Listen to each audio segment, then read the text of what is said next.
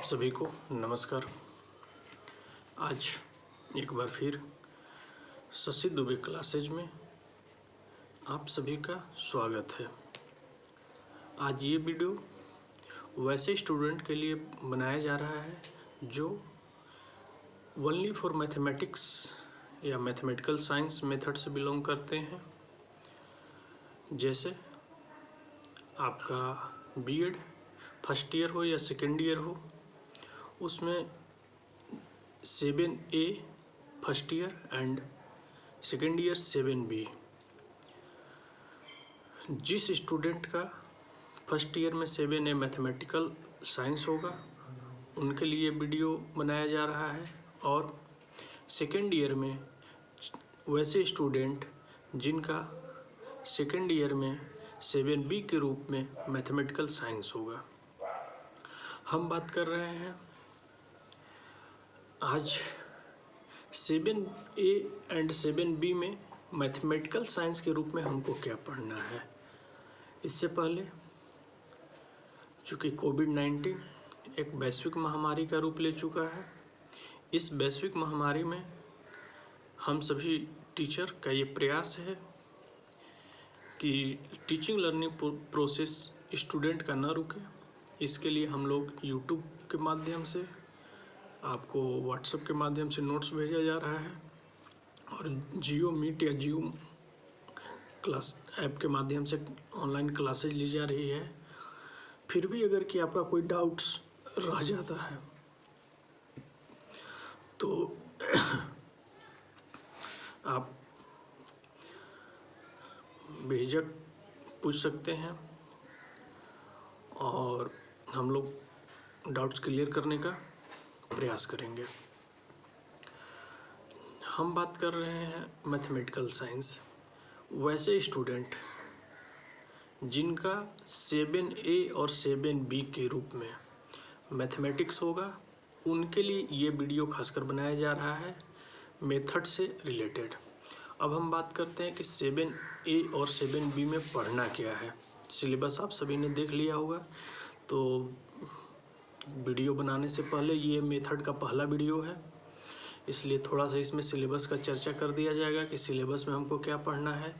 इससे पहले आपको सिलेबस के अकॉर्डिंग नोट्स भी भेजा गया है, आप उसको देख सकते हैं। तो सबसे पहले जब हम मैथमेटिकल साइंस के सिलेबस का बात करते हैं, देखिए मेथड का जो सिलेबस होता है, साइंस हो या और सब्जेक्ट लिटरेचर हो, SST हो, तो करीब करीब आप देखेंगे तो 60 से 70% सिलेबस आपस में मैच करते हैं। आपस में 60 से 70% सिलेबस मैच करते हैं, और थोड़ा बहुत डिफरेंसेज मेथड में होता है या फिर उनके टीचिंग एड्स वगैरह में होते हैं, तो वो हम लोग यहाँ क्लियर करेंगे। फर्स्ट ईयर में आपने जिनका 7B के रूप में मैथमेटिकल साइंस होगा, उन्होंने 7A के रूप में अपना फिजिकल साइंस या जो भी सब्जेक्ट आपका रहा होगा आपने पढ़ा होगा, तो उसी को बेस को हम आगे बढ़ाते हुए, उसी कंसेप्ट को आगे बढ़ाते हुए, और संभवतः हमको याद आ रहा है कि हमने फर्स्ट ईयर में भी मेथड का क्लास कुछ किए थे, तो उसको थोड़ा सा अपने से कंसेप्ट को क्लियर करते हुए हम लोग आगे बढ़ेंगे। तो सबसे पहले हमारे पास सिलेबस है, हमको मेथड में क्या पढ़ना है, दोनों को आप कोरिलेट कीजिए। Physical science, mathematical science, life science, mathematical science, physical science, life science. जब तीनों सब्जेक्ट को आपस में कोरिलेट करेंगे तब आपको कंक्लूजन जाके निकलेगा कि हमको पढ़ना क्या है। हम जब सिलेबस के बात करते हैं तो सबसे पहले हमको मैथमेटिकल साइंस में पढ़ना है नेचर ऑफ मैथमेटिक्स। गणित का प्रकृति क्या होता है, गणित का प्रकृति क्या होता है, नेचर ऑफ मैथमेटिक्स। इसमें जब हम आते हैं, ये यूनिट 1 है, इसमें आप देखेंगे कि नेचर ऑफ मैथमेटिक्स में हमको क्या पढ़ना है। जैसे understanding the nature of mathematics, हमको मैथमेटिक्स की समझ क्या है, हम कितना समझते हैं। उसके बाद आप देखेंगे हाइपोथेसिस, परिकल्पना, हम लोग कितना समझते हैं, क्या सोचते हैं मैथ्स के बारे में। और एक चीज़ हम यहाँ पे क्लियर करना चाहेंगे, चूँकि मैथ्स सब्जेक्ट आपको थोड़ा सा, इसलिए ऐसे भी मैथ्स के बारे में बोला जाता है कि अभी भी आप देखेंगे कि करंट में भी झारखंड सरकार वगैरह का रिजल्ट आया 10th वगैरह का, +2 का, तो उसमें क्या हुआ कि मैथ में बच्चे से बहुत अधिक फेल किए। तो हमको उसके अंडरस्टैंडिंग, उसके नेचर को समझना पड़ेगा, उसके बाद हमको एक्सप्लेन करना पड़ेगा कि मैथमेटिकल साइंस आखिर है क्या और हमको पढ़ाना। आप स्टूडेंट हैं तो आप वहाँ पे मैथ्स को समझ सकते हैं, कैलकुलेशन है आप बता देंगे, लेकिन उसके नेचर को, उसके प्रकृति को, उसके कंसेप्ट को, उसके मीनिंग को, उसको एम्स को, उसके ऑब्जेक्ट्स को आपको अगर समझना है, उसको समझना है तो हमको सबसे पहले इसके प्रकृति को समझना पड़ेगा कि आखिर मैथमेटिक्स का नेचर है क्या। हर सब्जेक्ट का अपना अपना नेचर होता है। हम बात करते हैं मैथ्स का, nature of mathematics, nature of physical science, nature of life science, nature of history, nature of geography, nature of political science, nature of literature. तो यहाँ हर सब्जेक्ट का जब अपना नेचर होगा, अपना प्रकृति होगा, हर व्यक्ति का अपना प्रकृति होता है, अपना नेचर होता है, उसी तरह से सब्जेक्ट में भी अपना प्रकृति है उनका। तो उस नेचर को जब हम समझेंगे तब हमको जाके क्लियर होगा कि मैथमेटिकल साइंस का नेचर क्या है और हमको पढ़ना क्या है। एक बात यहाँ पे हम जैसे सबसे पहले एग्जाम्पल के तौर पे समझना चाहेंगे। अक्सर बच्चे जब बीएड में एडमिशन लेते हैं तो उनको लगता है कि मैथमेटिकल साइंस यानी कि जो हम यूजी पीजी में पढ़े हैं, डिफरेंशियल कैलकुलस, हाइड्रोस्टैटिक्स, स्टैटिक्स, या फिर integral calculus, group theory, set theory, या फिर थ्योरी ऑफ इक्वेशन, उस तरह के चीज़ों को हमको पढ़ना पड़ेगा। अक्सर बच्चे प्रश्न भी करते हैं, लेकिन जब हम आते हैं तो यहाँ पे हमको समझना क्या पड़ता है कि चूँकि हम मेथोडोलॉजी पढ़ना है हमको 7A 7B के रूप में, तो हम मेथोडोलॉजी के कंसेप्ट को कितना समझ रहे हैं, नेचर को हम कितना समझ रहे हैं। तो नेचर ऑफ मैथमेटिक्स हो गया। उसके बाद अगला टॉपिक है इसी में, नेचर ऑफ मैथमेटिक्स में, कि contribution of any two mathematician. अब यहाँ पे हम समझेंगे contribution of any two mathematician. हमको गणित में दो गणितज्ञ का कंट्रीब्यूशन पढ़ना है कि उनका क्या योगदान रहा है। जैसे अब एक सब्जेक्ट को हम यहाँ पे क्लियर करेंगे, किसी भी, जैसे हम बात करते हैं contribution of any two mathematician, तो इसको भी आप दो तरह से, किसी भी सब्जेक्ट को दो तरह से बांट दीजिए, एक तो वेस्टर्न थिंकर्स और एक इंडियन थिंकर्स। जैसे हम फिलोसफी में भी पढ़ते हैं तो वेस्टर्न थिंकर्स, इंडियन थिंकर्स, उसी तरह से और सब्जेक्ट में हम पढ़ते हैं, साइंस वगैरह में भी पढ़ते हैं तो Indian scientist, western scientist. Western कहने का मतलब आप समझिएगा अपने से पश्चिम की ओर, जैसे अमेरिका, इंग्लैंड, कनाडा, यूरोप, ये पूरा जो आप कॉन्टिनेंट्स है, Europe, north America, south America, ये आपको हम पश्चिमी सभ्यता या पश्चिमी देश, इनको वेस्टर्न कंट्री कहते हैं। तो यहाँ पे दो तरह से हम मैथ्स को बांट दिए, इंडियन मैथमेटिशियन और आपका इंडियन मैथमेटिशियन, और एक हो गया आपका वेस्टर्न मैथमेटिशियन। तो इंडियन मैथमेटिशियन में हमको किनका सहयोग पढ़ना है, वो सिलेबस में दो है, जैसे एक आर्यभट्ट और एक रामानुजम। ये दो मैथमेटिशियन हो गए, आर्यभट्ट और रामानुजम। उसके बाद आर्यभट्ट का क्या योगदान रहा है मैथमेटिक्स में भारत में, और रामानुजम का, ऐसे तो बहुत अधिक मैथमेटिशियन है भारत में भी, जैसे भास्कराचार्य, ब्रह्मगुप्त, ये सब, आर्यभट्ट सेकेंड, रामानुजम। तो जितने भी मैथमेटिशियन है उसमें हमको दो मैथमेटिशियन को सिलेबस में पढ़ना है। लेकिन और अगर कि बुक वगैरह में हम देखते हैं तो बहुत सारे मैथमेटिशियन के, उनका भी हम पढ़ सकते हैं। तो आर्यभट्ट और रामानुजम दो इंडियन थिंकर्स, दो इंडियन मैथमेटिशियन के बारे में हम उनका योगदान पढ़ना है, contribution of any two mathematics. उसके बाद जब हम वेस्टर्न में जाते हैं तो वेस्टर्न में दो, एक यूक्लिड, ऐसे भी मैथमेटिक्स में यूक्लिड थ्योरी बुक काफ़ी चर्चित है, यूक्लिड, और दूसरा नाम है पाइथागोरस। ये दोनों का हमको कंट्रीब्यूशन पढ़ना है। वैसे भी आप पाइथागोरस के बारे में भी जानते हैं कि पाइथागोरस थ्योरी क्या होता है। 7-8 के बाद तो हमको पूरा फोकस पाइथागोरस थ्योरम पे ही करना पड़ता है कि पाइथागोरस थ्योरम क्या है। जैसे AC² = BC² plus AB² plus BC² या BC² प्लस AB²। तो इस पाइथागोरस थ्योरम को जो सोल्व किए हैं, प्रूफ किए हैं, उनके बारे में हमको यहाँ पे पढ़ना है। अब मैथ को 2 भाग में डिवाइड कर दिए, इंडियन मैथमेटिशियन और वेस्टर्न मैथमेटिशियन। इंडियन मैथमेटिशियन में हो गए आर्यभट्ट, रामानुजम, और वेस्टर्न मैथमेटिशियन में यूक्लिड और पाइथागोरस। तो ये हमको पढ़ना है। उसके बाद अगला जो टॉपिक है, importance of mathematics in life. आपके लाइफ में गणित का क्या महत्व है। Importance of mathematics in life, आपके लाइफ में मैथमेटिक्स का क्या महत्व है। अब जैसे हम बात करते हैं कि मैथमेटिक्स का क्या महत्व है। इम्पोर्टेंस हर सब्जेक्ट का अपना अपना है और हर सब्जेक्ट के जानने वाले लोग अपने सब्जेक्ट को सुपर कहते हैं। वो किसी भी सब्जेक्ट के हों, अपने सब्जेक्ट का सभी लोग यही बखान करते, मतलब गुणगान करते नज़र आते हैं कि मैथ बहुत ऐसे है, साइंस ऐसे है, इंग्लिश ऐसे है। मतलब यहाँ पे ये चीज़ समझिएगा। तो हम इम्पोर्टेंस का जब बात करते हैं तो मैथमेटिक्स का हमारे जीवन में क्या इम्पोर्टेंस है, इसमें हम 2 चीज़ पढ़ते हैं। जैसे आप टीचिंग लेसन प्लान जब बनाते हैं तो वहाँ पे जनरल एम्स और स्पेसिफिक एम्स आप लिखते हैं।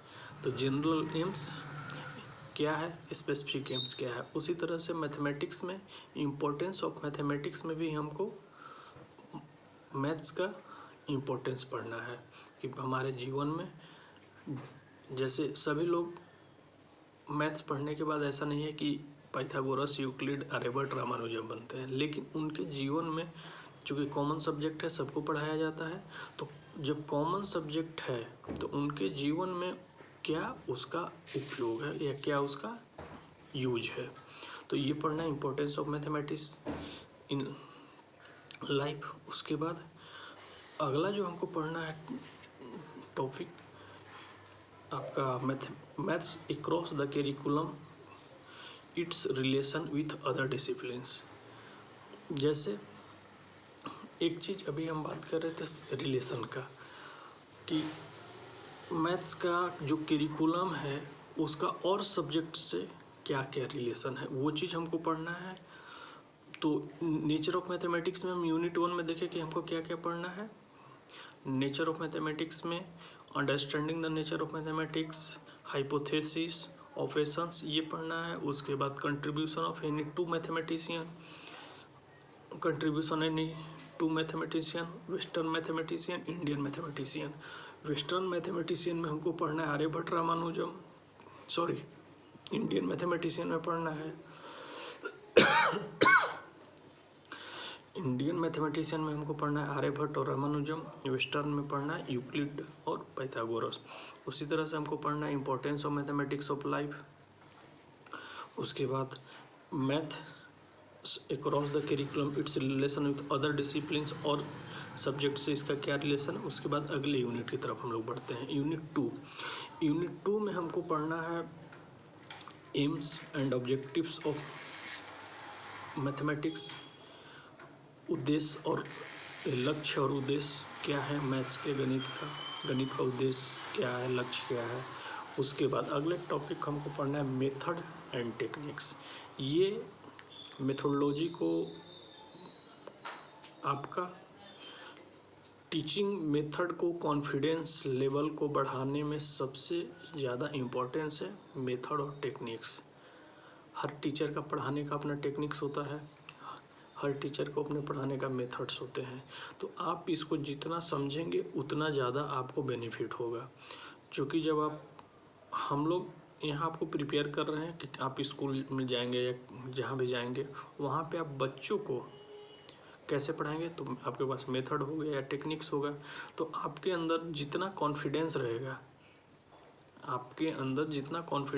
आप उतने अच्छे से उनको पढ़ा सकते हैं। तो कैसे कॉन्फिडेंस आएगा?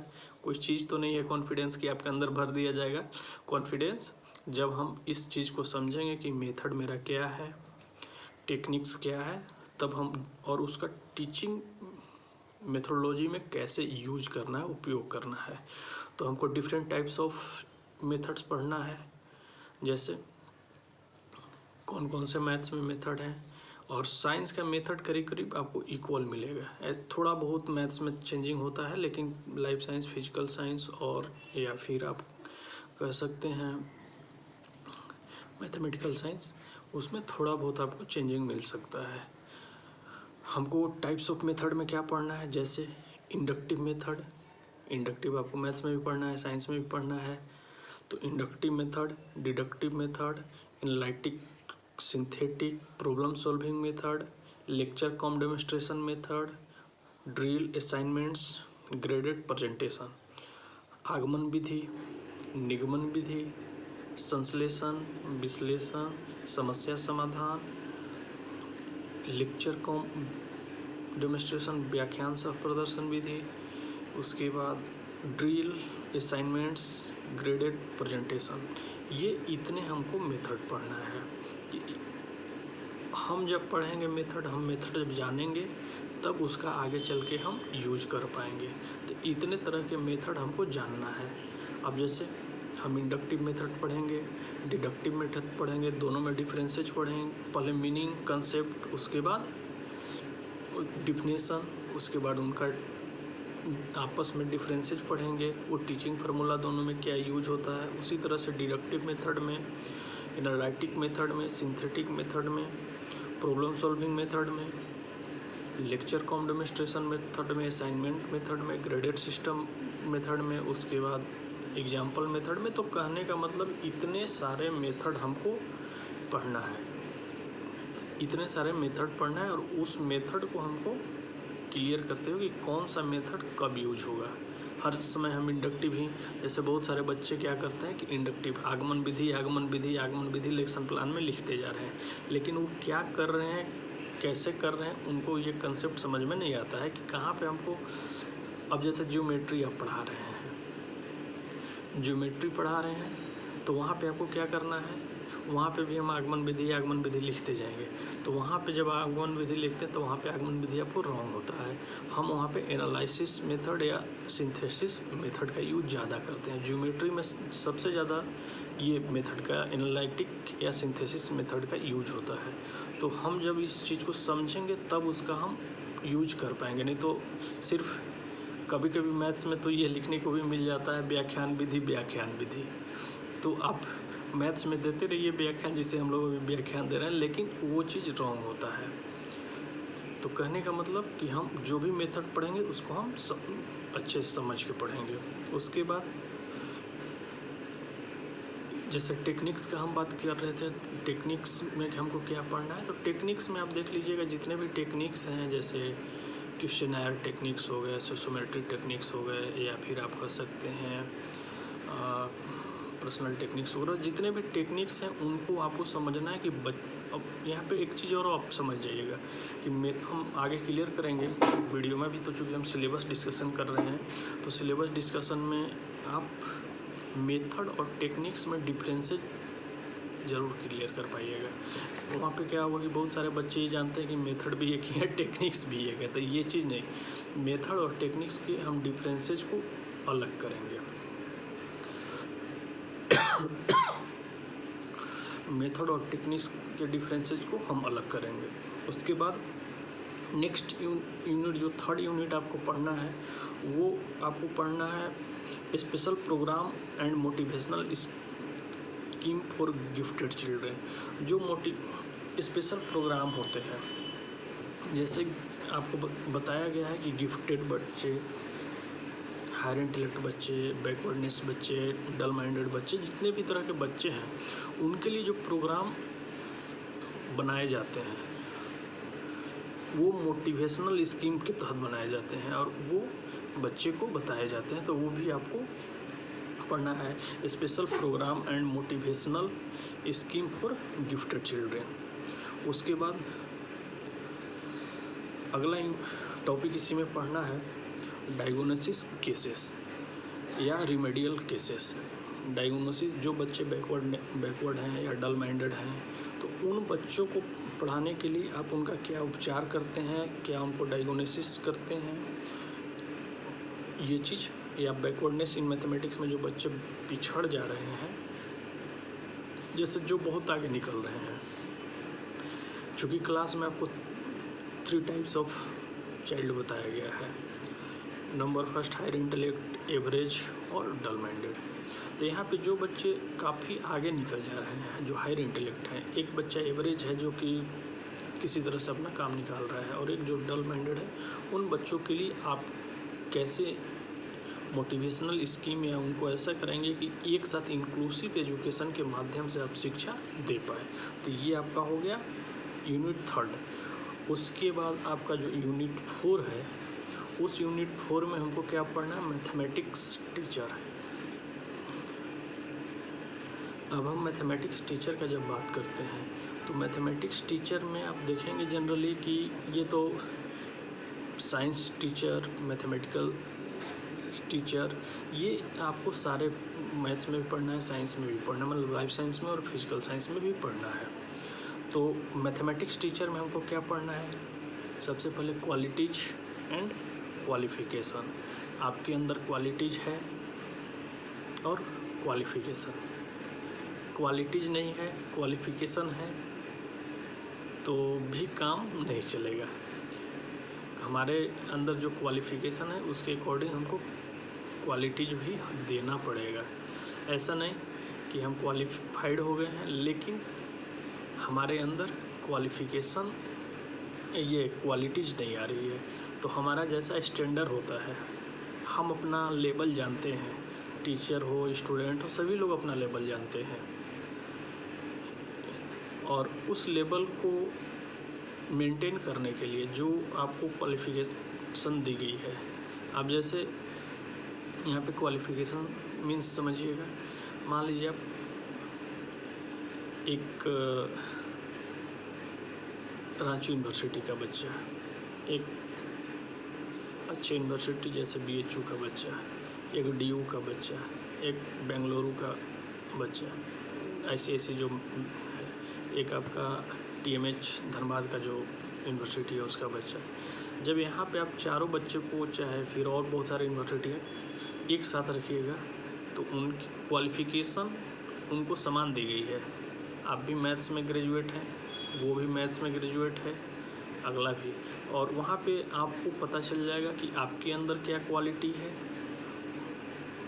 और उसके अंदर क्या क्वालिटी है। तो क्वालिफ़िकेशन एक रूप से एक रूपता होती है स्टूडेंट में। जैसे आपको भी दे दिया गया है, आप भी स्नातक हैं, अगला भी स्नातक है, लेकिन आपको अपने अंदर और उसके अंदर क्वालिटीज डिफरेंसेज अपने आप पता चल जाएगा कि आपके अंदर क्या है और उसके अंदर, या हम कितना जानते हैं। सबसे पहला बात, क्वालिटीज में आप अपने आप को ही डिफाइन कर सकते हैं कि हम अपने सब्जेक्ट पे, हमारा सब्जेक्ट नॉलेज कितना है। आज कंडीशन ये हो गया है कि सब्जेक्ट नॉलेज होने के बाद भी लोगों को काम नहीं मिल पा रहा है, तो हमको अपना क्वालिटी मेंटेन करते रहना है। उसके बाद हम अगला, जब हमारे पास क्वालिफ़िकेशन और क्वालिटीज रहेगा तो हमारा प्रोफेशनल ग्रोथ होगा। अब प्रोफेशनल ग्रोथ, व्यवसायिक वृद्धि कैसे होगा, आपके अंदर जो भी क्वालिटीज होगा उस क्वालिटीज के, जैसे कोई टीचर, जैसे मैथ्स के ही टीचर का हम बात करते हैं, कोई टीचर एक दिन का 200 कमा रहा है, कोई एक दिन का 2000 कमा रहा है, एक दिन कोई टीचर एक दिन का 2 लाख कमा रहा है। उनका प्रोफेशनल ग्रोथ कैसा हो रहा है, उनके क्वालिफिकेशन के अकॉर्डिंग नहीं, उनके क्वालिटीज के अकॉर्डिंग। आपका जैसा क्वालिटीज है वैसा आपका प्रोफेशनल व्यवसायिक अभिवृद्धि या व्यवसायिक वृद्धि आपका होता है। उसके बाद अगला जो यूनिट पढ़ना है हमको, difficulties faced by the teachers and suggestive measures of overcome them. जैसे आप मैथ्स पढ़ाते हैं, और मैथ्स जब पढ़ाते हैं तो आपको क्या प्रॉब्लम फेस, टीचर के रूप में आपको क्या प्रॉब्लम फेस करने को मिलता है, टीचर के रूप में आपको क्या क्या प्रॉब्लम फेस करने को मिलता है। हम क्या प्रॉब्लम फेस करते हैं,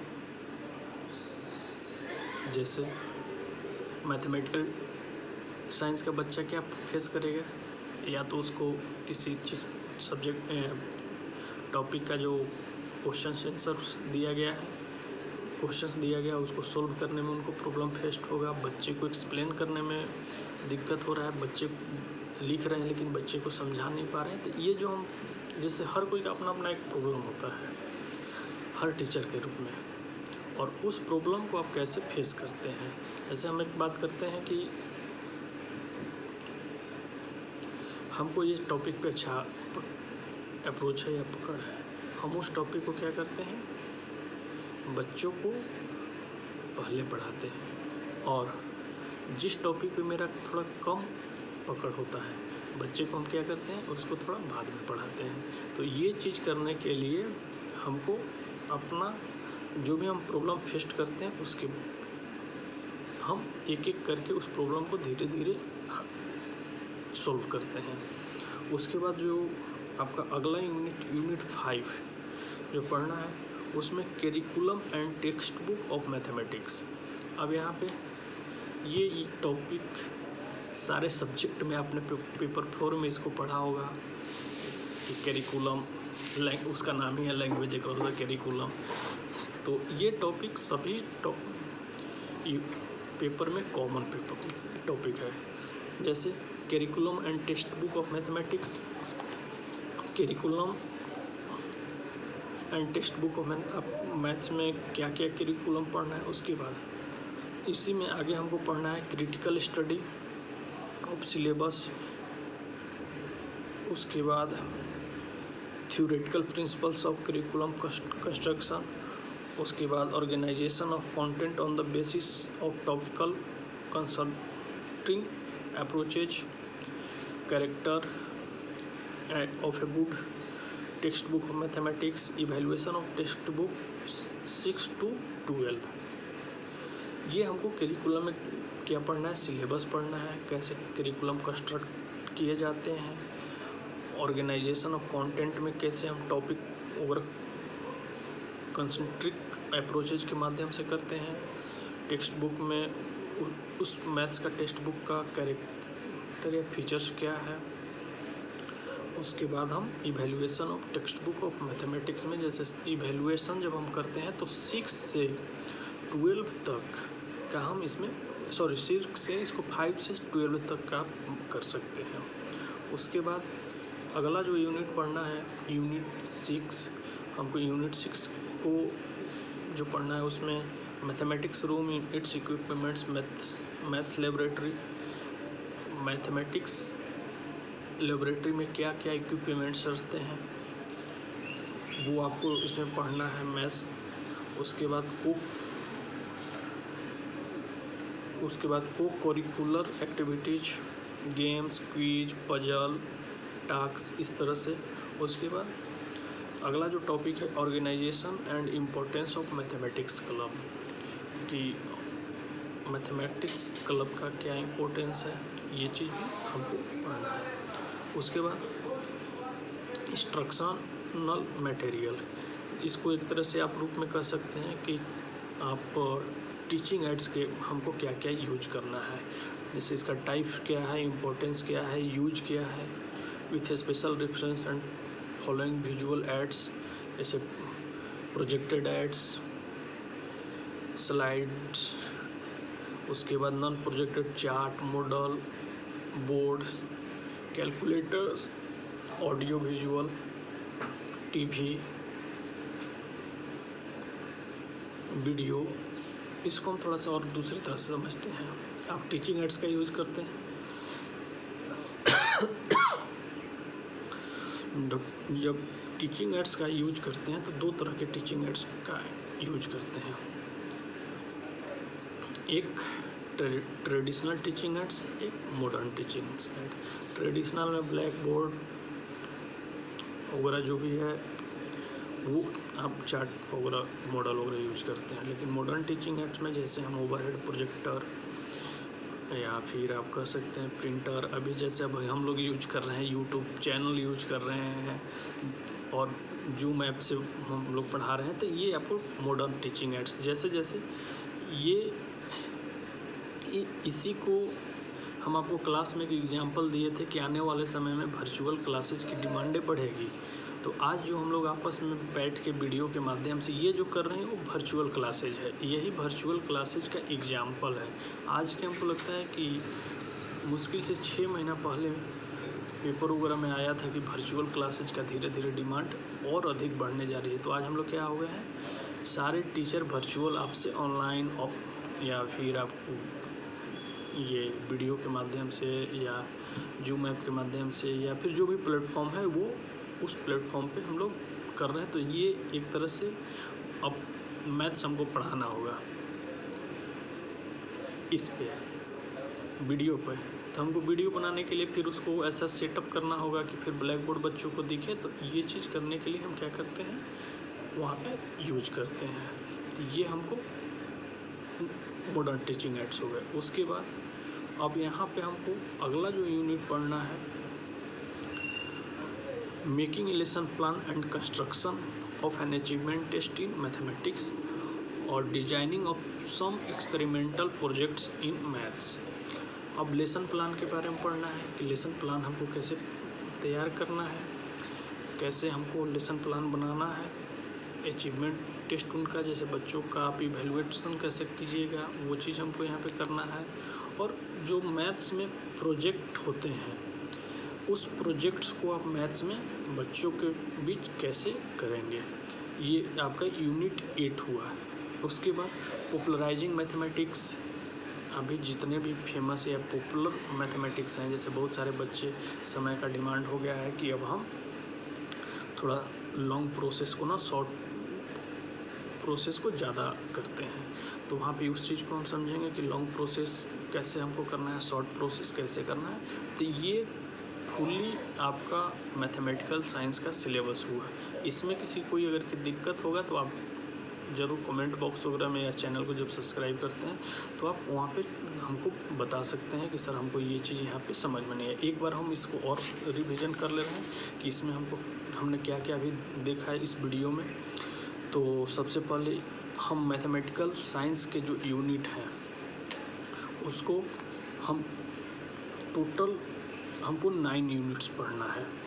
9 यूनिट्स पढ़ना है। उसमें number first nature of mathematics, इसके अंदर जो भी आपको टॉपिक पढ़ना है बताया गया आपको वीडियो में। नेचर ऑफ मैथमेटिक्स में हमको क्या क्या पढ़ना है। उसके बाद अगला यूनिट है unit 2 aim and objective of mathematics, method techniques. उसके बाद special programme and motivational scheme for gifted children, ये यूनिट आपका 3rd है। उसके बाद यूनिट 4 में आप जाएंगे तो करिकुलम ऑफ मैथमेटिक्स। उसके बाद यूनिट 4 में आपको मैथमेटिक्स टीचर। उसके बाद यूनिट 5 में curriculum of mathematics text book. उसके बाद मैथमेटिक्स रूम, लेबोरेटरी, लैब वगैरह के बारे में पढ़ना है। यूनिट 7 में इंस्ट्रक्शनल मटेरियल, जो भी आप टीचिंग एड्स के रूप में यूज करते हैं, कौन सा प्रोजेक्टेड एड्स है, कौन सा नॉन प्रोजेक्टेड एड है, कौन सा ऑडियो विजुअल एड्स है, तो वो चीज़ हमको करना है। उसके बाद हमको मेकिंग ए लेसन प्लान हम कैसे कंस्ट्रक्ट करते हैं, अचीवमेंट टेस्ट या मैथ्स में प्रोजेक्ट्स बच्चों को कैसे अवेलेबल कराते हैं, ये चीज़ हमको पढ़ना है।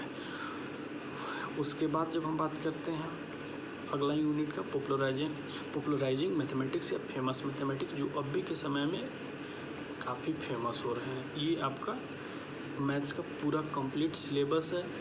अगर कि इस सिलेबस में आपको समझने में कोई भी दिक्कत हुआ है या कहीं आपको लगता है कि इसको थोड़ा सा और ऐसे करना चाहिए, तो आप हमको कमेंट बॉक्स में बता सकते हैं कि सर यहाँ पे। और वीडियो को ज़रूर से लाइक कीजिए। लाइक अगर कि नहीं बनता है तो डिसलाइक भी ज़रूर कीजिए। ऐसा नहीं है, आपका जो भी बच्चे लाइक या डिसलाइक करेंगे उनका हम कुछ पहचान हो जाएगा। आप वीडियो को लाइक नहीं करना है तो डिसलाइक ज़रूर कर दें। तो वहाँ से क्या होगा कि हम लोग को भी मोटिवेशन मिलता है कि आप हमारे वीडियो को डिसलाइक किए तो थोड़ा सा और अच्छे बनाने का प्रयास करेंगे। और वीडियो बनाने में आप चूँकि 3 घंटा का मूवी जो बनता है सालों लगते हैं, और 1 घंटा का वीडियो 35-40 मिनट का वीडियो बनाने में टीचर को कितना मेहनत लग रहा है शायद आप अभी महसूस नहीं करेंगे। जब आप टीचिंग प्लेटफॉर्म पे जाएंगे तब आपको समझ में आएगा कि वीडियो या फिर ऑनलाइन क्लासेज या फिर आप जूम ऐप पे जब आप क्लास लेंगे तब आपको थोड़ा महसूस होगा कि टीचिंग ऑनलाइन क्लासेज में टीचर को कितना प्रॉब्लम क्रिएट करना पड़ रहा है। एक तो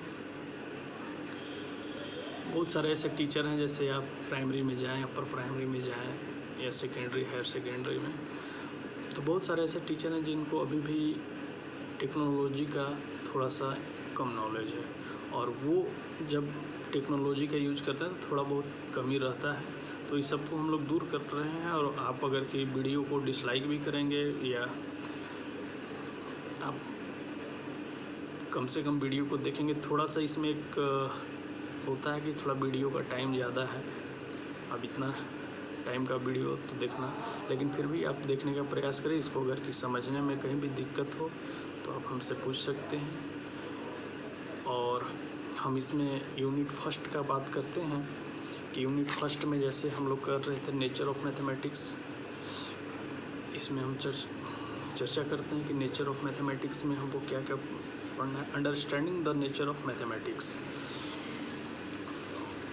जैसे मैथमेटिक्स का प्रकृति क्या है, पहले इस बात को हम समझेंगे कि मैथमेटिक्स का प्रकृति क्या है।